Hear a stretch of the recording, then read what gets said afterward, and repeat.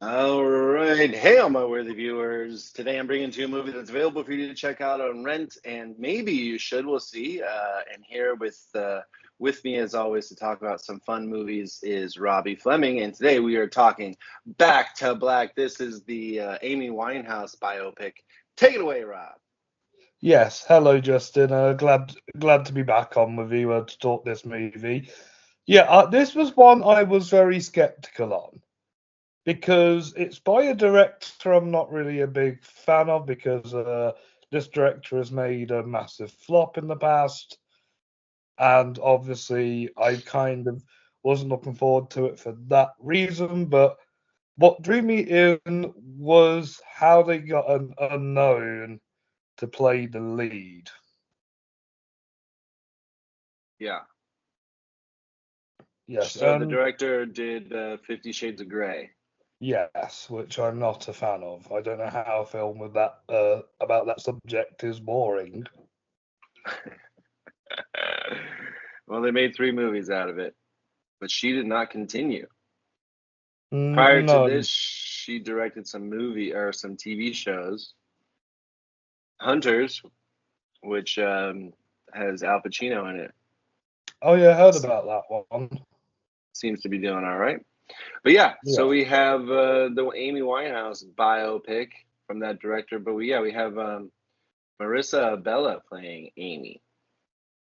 yes, she did briefly appear in Barbie as one of the Barbies, I believe. hmm But Teen this Talk Barbie.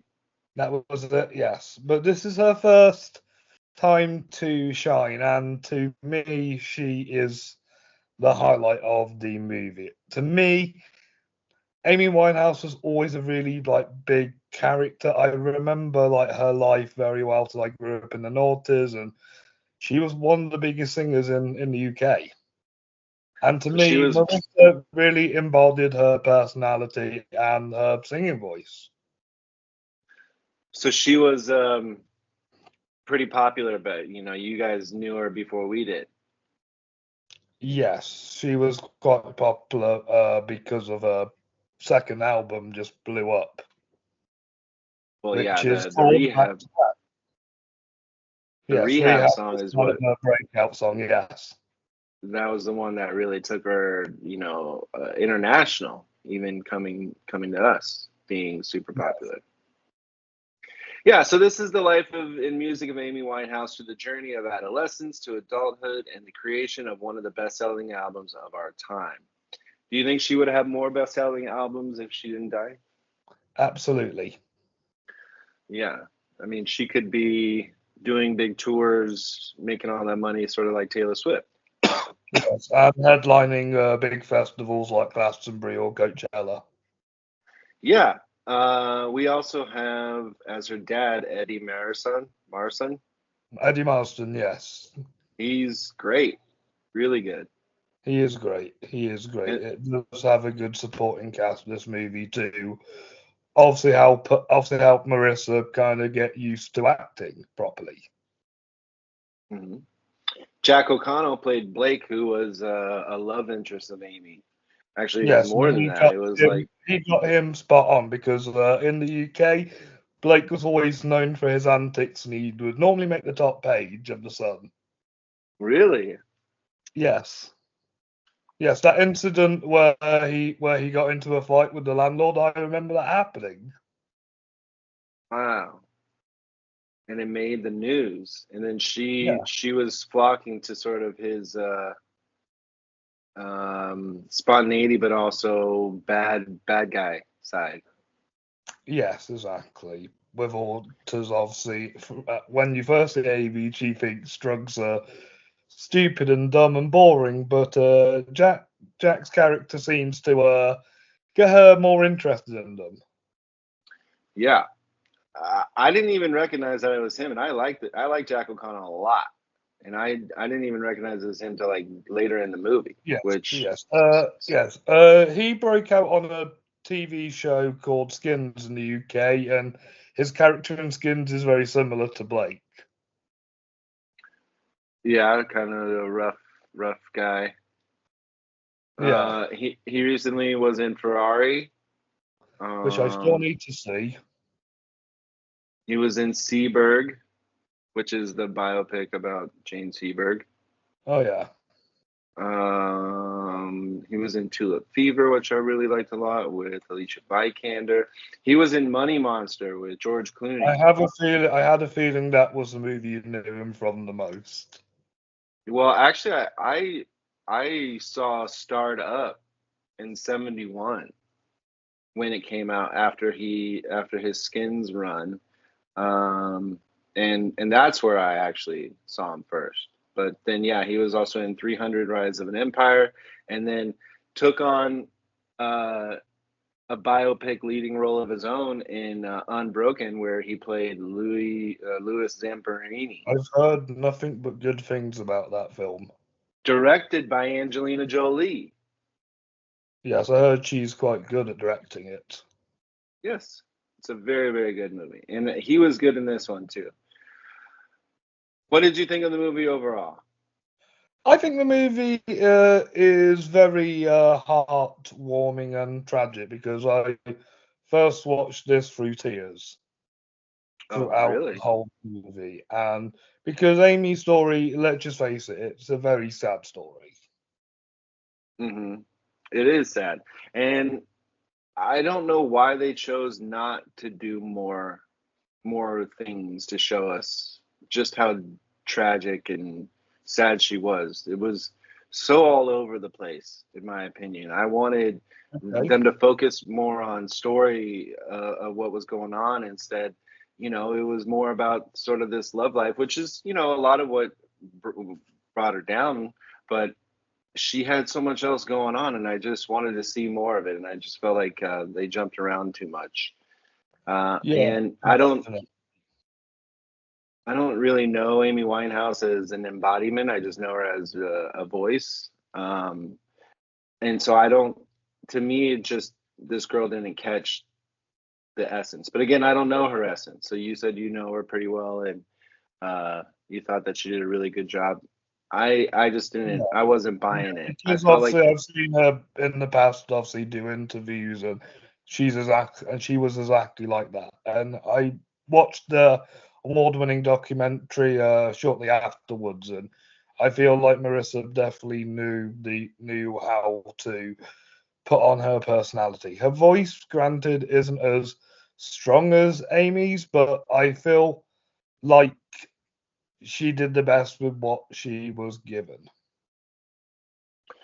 okay, but I feel like for somebody like her, we need a better movie. We need something, bigger and better. I She don't think deserves that. I don't think it's Sam Taylor Johnson's fault. She didn't write the screenplay. The screenplay is probably why it's all a bit higgledy piggledy.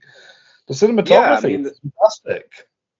yeah, and the directing is perfectly fine. I don't think it has anything to do with the director at all because there's a lot of great scenes. I love when she's performing in the at the big concert and what they did Yeah. with all that. That was really cool. There's a Uh, beautiful montage of her in New York whilst the song Back to Back plays, and it's just so well shot, and you can just see like every single emotion that just goes through her, and there's no dialogue throughout the motion montage. Sorry. yeah, yeah, and it is, the lighting's great. Everything really works. I just thought the story itself was just missing some stuff. And then is Amy? How tall is Amy Winehouse? You know, I don't really focus on height. but she just didn't seem tall enough or even like thick enough to be Amy and like to She hold was that quite skinny, to be fair. beehive. She was quite what? She was quite skinny.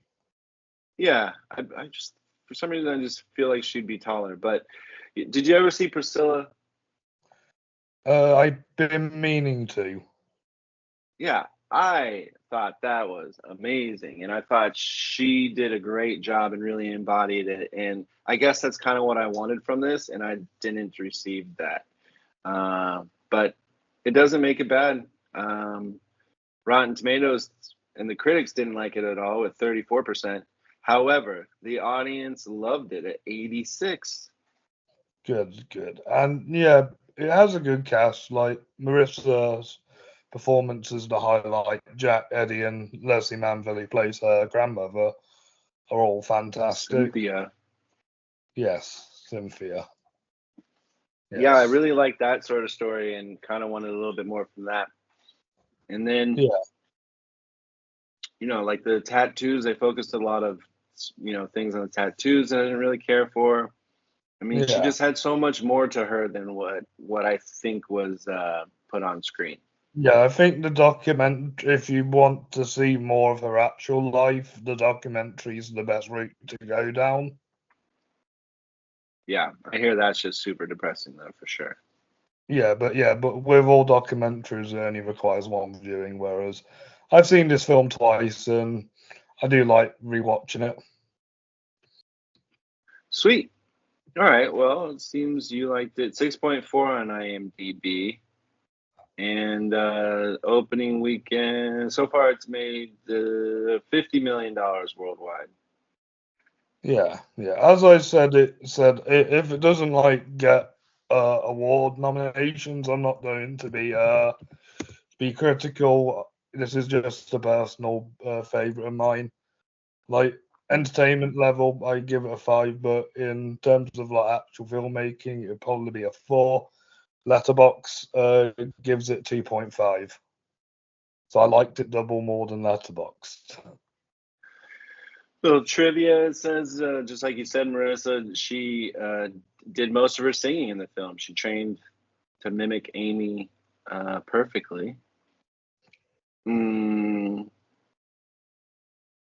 Nice. Following the death of Amy Winehouse in 2011, several filmmakers attempted to create the biopic projects, but none progressed. And then by 2022, Studio Canal UK moved forward with production, and filming took place in London in 2023. Yeah, this Um, must have been made whilst the Hollywood strikes must have been on. right. And Because then you'll I probably don't think any British actors are part of the SAG, if I'm correct. no, there's some. Yeah. In her last performance in the film, Amy Winehouse is wearing an Aston Villa Football Club pendant, but she never spoke about being a fan. But her husband Blake was a huge fanatic. In reality, she was wearing the pendant not at a televised performance, but in a paparazzi photo from a late night visit to a late night takeaway. What's up with the Aston Villa Football Club? Oh, they're actually quite local to me. They're from Birmingham. That's who Ozzy Osbourne from Black Sabbath supports, and Tom Hanks, and Prince Ooh, William. Yes, Aston Villa is quite a very popular team in the UK.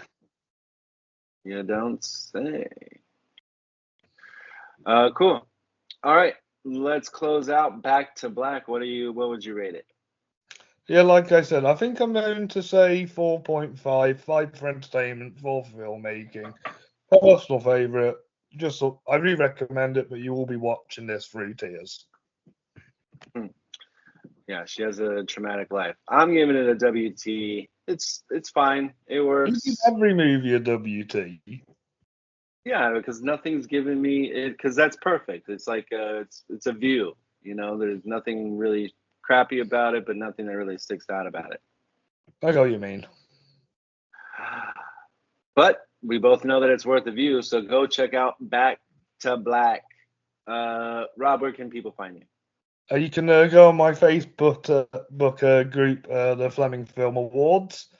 That's on Facebook. You can also find me on YouTube, where I will be talking to Justin about our bottom 5 films of 2024.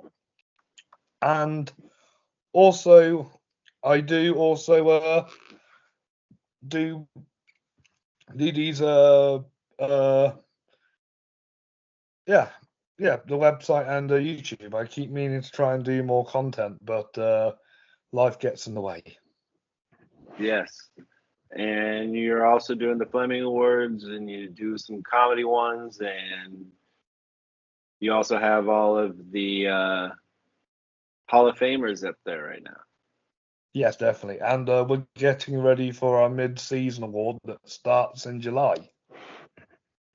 Boom, baby. So go check that out. And go check out Back to Black. because it's worth the view. Thanks for viewing, everybody. We'll talk soon. Thank you, Justin, for having me on. Thanks, Rob.